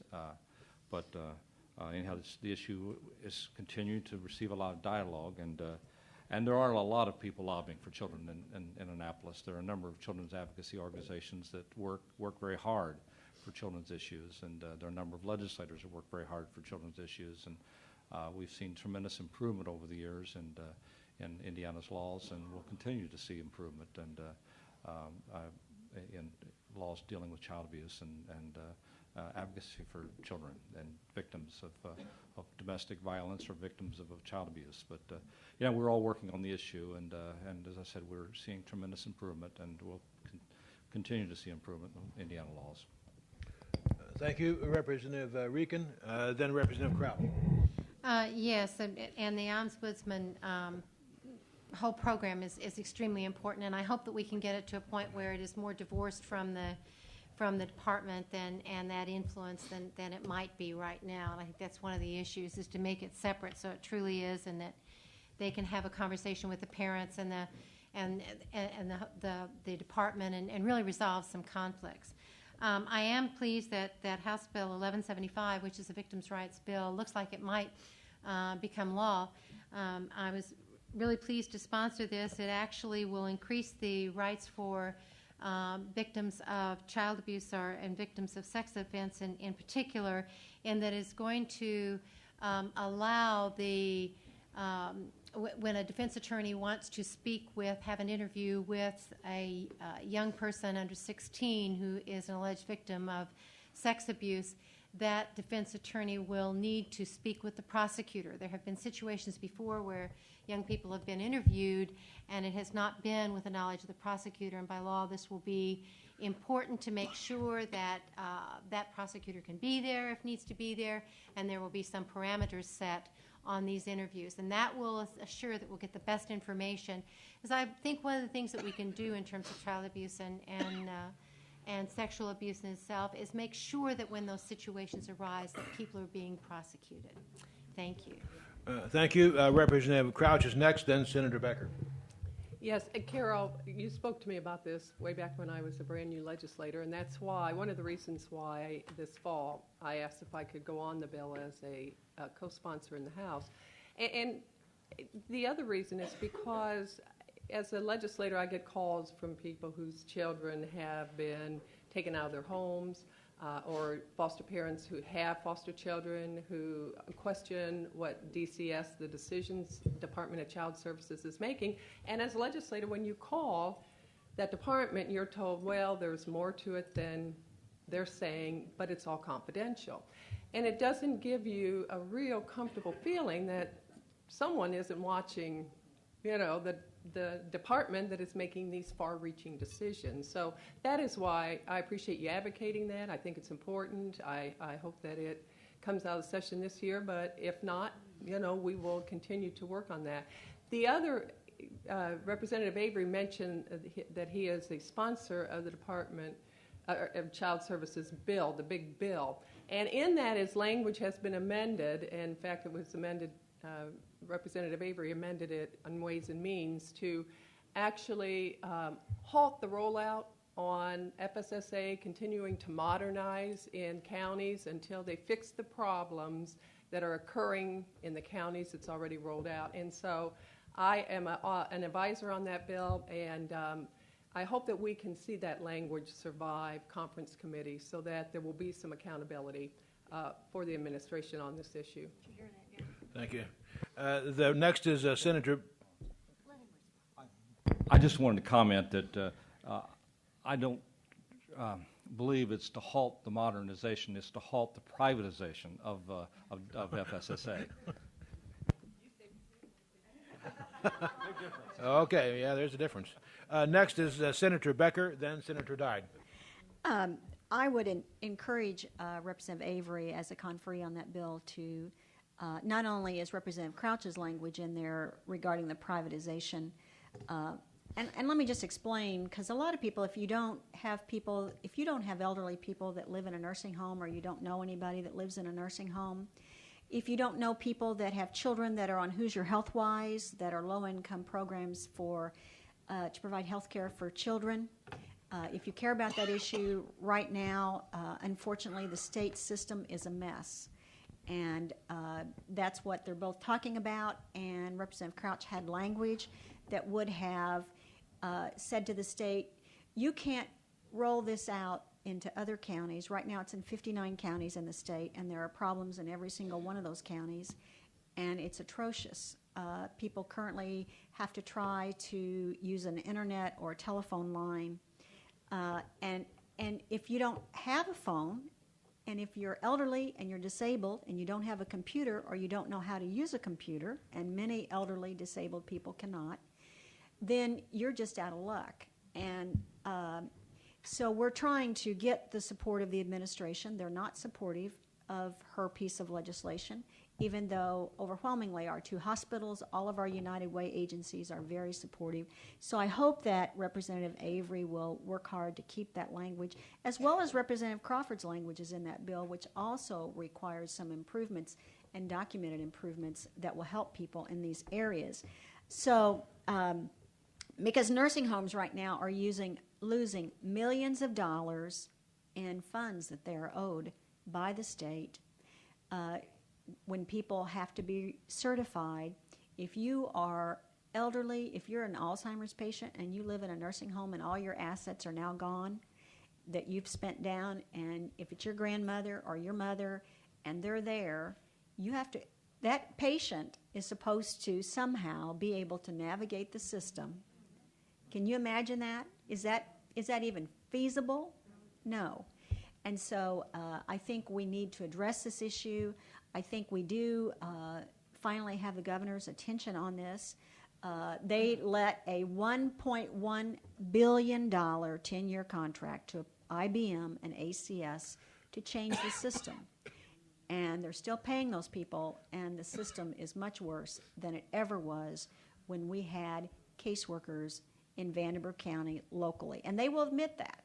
So we need to continue to get their attention. And as far as Carol Davis, I'm going to get back to your original question on the ombudsman bill. There is a version that was amended. We amended it in this week into the House budget bill, House Bill 1001. I don't think it's as strong as what the House version was. I think we have to have, that ombudsman should have investigative powers and be able to talk to parents and members of the family when there is something happens with DCS, with the Department of Child Services, to make sure that all the information is gathered. And so I am pleased that we were able to put that language back in. It will now go to conference committee. It is certainly my understanding that it will stay, that that bill will pass. I just hope it's strong enough to get the job done. Luke Kinley, and I would encourage you to contact him, as well as it'll be Representative Crawford. I think Senator Dye might. No, you're not on that one. Representative Avery may be an advisor on that one. 2001. Mm-hmm. Yeah. So I would encourage you, as well as the Senate made it very clear in our caucus we wanted that bill. The Republican Senate caucus made it very clear to Senator Kinley we wanted that piece of legislation, and that's why it went in on second reading. Okay, I saw you hit the microphone, so I guess that means we're kind of done. We're out of time. I do want to thank everybody for being here. I'd like to give special thanks to the library for providing this super location, and to Darren for setting it up for us, and thanking our sponsors for helping to support this. And you, especially those who you made a donation for the donuts and the coffee, you get a special thanks. And a very special thanks go to all the legislators. I'd like to really appreciate the legislators being quite faithful for being here. They've done a super job. The legislature is getting ready to close down. They've got, I think the 29th is the last day, and that's just about 2 weeks from now. So if you need to make a call or an email, you need to be doing that.